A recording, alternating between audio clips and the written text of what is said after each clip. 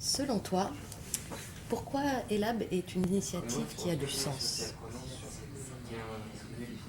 C'est une initiative qui a du sens, et Lab, simplement parce que on est dans un monde en profonde mutation, où tous les repères sont questionnés, et donc il peut y avoir une grande frayeur, une grande interrogation, et on le voit bien, donc du coup les gens, au sens large, cherchent à retrouver un sens, ou à trouver un sens, ont besoin de pouvoir échanger, de deviner ensemble ce qui se passe. Et plus il y a de l'échange, plus il y a du partage, plus on arrive à élever le niveau de réflexion, plutôt que de se laisser prendre dans ce mouvement qui paraît saisissant. Moi j'appelle ça le temps de l'instantanéité plurielle. À chaque seconde, quelque part dans le monde, un gamin ou une gamine peut inventer une application qui va bousculer tout un secteur de l'économie. Et donc ça peut être très effrayant, alors même qu'en fait c'est plein d'opportunités positives. Il faut simplement pouvoir se positionner par rapport à ça, et surtout ne pas rester seul. Une bonne façon de bien vivre, c'est de partager. Et ce que je trouve génial dans ELAB, c'est qu'il y a 2 temps. Il va y avoir le 8 novembre à Aix une soirée où il va y avoir des conférenciers qui vont intervenir, qui vont apporter de l'inspiration, du recul, de la réflexion.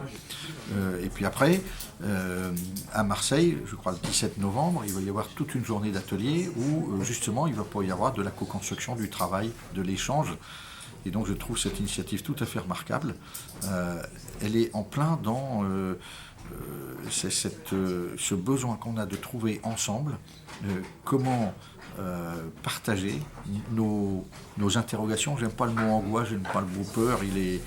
Non, heureusement qu'on s'interroge sur cette espèce de mutation en profondeur de tous les systèmes qui valaient dans l'entreprise aujourd'hui et qui sont questionnés.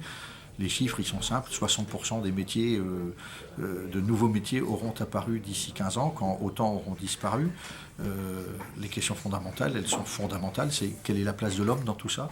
Alors même que le robot, l'intelligence artificielle, les machines font mieux que lui des tas de choses qu'on lui a demandé de faire pendant des décennies, des tâches répétitives, parfois fatigantes. C'est un progrès humain considérable.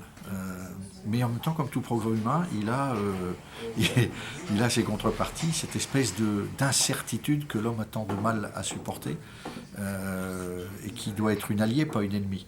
Et donc pour ça, ELAB va permettre, et je trouve ça génial, peut-être, je l'espère en tout cas, d'apaiser, de tranquilliser, d'apporter du recul. Ce qu'il faut, c'est surtout éviter de se laisser prendre dans l'urgence du temps qui fait peur.